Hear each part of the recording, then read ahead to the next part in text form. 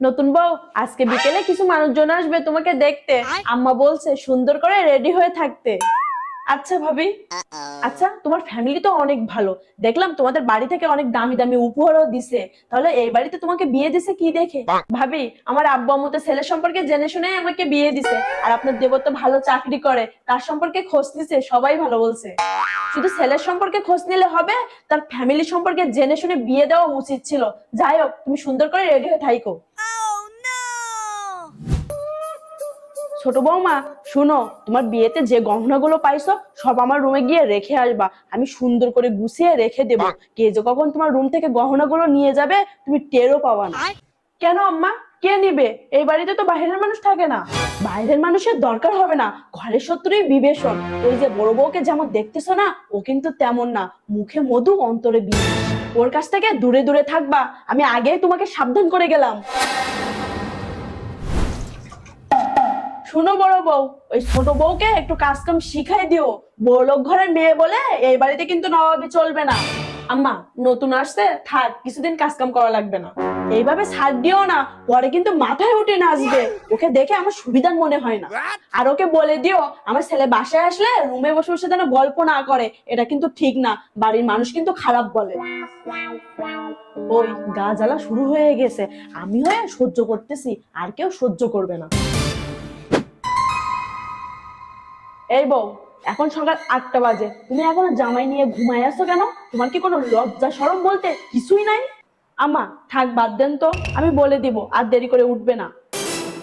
এই বড় বউ, তুমি চুপ থাকো। বড় লোকের মেয়ে বলে কি বেলা পর্যন্ত জামাই নিয়ে ঘুমাই থাকবে নাকি? সবাই যখন উঠবে তাকেও তখন উঠতে হবে। এই বাড়িতে কিন্তু এইগুলো চলবে না, ওকে বলে দিও। ছোট বউ, তুমি আসো তো, ওনার কথা কিছু মনে করো না, ওনার ব্যবহার এমনই। তাই বলে এইভাবে নোংরা ভাষা বলবে নাকি? একটা দিন নয় দেরি হয়েছে, ভালোভাবে বললে তো হয়। সে শাশুড়ি বলে কি যা ইচ্ছা তাই বলবে নাকি? ওনার ব্যবহার এর থেকে খারাপ। আমার সাথে যে ব্যবহার গুলো করে, সে ব্যবহার যদি অন্য কারোর সাথে করতো, সে এতদিনে এই বাড়ি থেকে পালিয়ে যেত। আমি যেতে পারি না, আমার বাচ্চার মুখের দিকে তাকিয়ে। এই বাড়িতে কিছুদিন থাকো, সবই বুঝতে পারবা। ওই মহিলা ছেলে বইয়ের সুখ সহ্য করতে পারে না। সহ্য করতে পারে না যখন, তাহলে ছেলে বিয়ে দিছিল কেন? এটা আবার কেমন ধরনের মানুষ আমি বুঝলাম না। কিরে, এখন রাত 8টা বাজতে পারলো না, তুই বাড়িতে কি করিস? বাড়িতে এসে সরাসরি বউর সাথে এসে গল্প করতেছিস কেন? আম্মা, আমিই বলছি আপনার ছেলেকে বাড়িতে আসতে, আমার একা একা লাগতেছিল তাই। কেন? তুমি তাড়াতাড়ি বাসায় আসতে বলবা কেন? আমার ছেলে কি সবসময় তোমার আসলের নিচে বসে থাকবে নাকি? এই বাড়িতে জামাই নিয়ে মাখামাখি কম করবা। আর শোন, তোকে বলতেছি, বউরে এত সময় দিবি না, তাহলে বউর চাহিদা বেশি বাড়বে। আজব মহিলা তো আপনি। আমার জামাইয়ের সাথে 2 মিনিট কথা বলতে দেখলে আপনার এত গা জ্বালা করে কেন? ছেলের পাশে যখন বউরে সহ্য করতে পারেন না, তাহলে ছেলে বিয়ে দিছিলেন কেন? আমার এই বাড়িতে একদম দম বন্ধ হয়ে যাচ্ছে। সেই নবাবজাদি রুমে গাল ফুলে বসে আছে, আমাদেরকে তার তেজ দেখাচ্ছে। ওকে বলে দিও এ বাড়িতে থাকতে গেলে আমার কথা মতন চলা লাগবে। আম্মা, থাক, বাদ দেন তো, ওর রুম থেকে কিন্তু সব শোনা যাচ্ছে। কি বললেন আপনি? আপনার কথা মতন চলা লাগবে? আপনার কথা মতন কেন চলবো?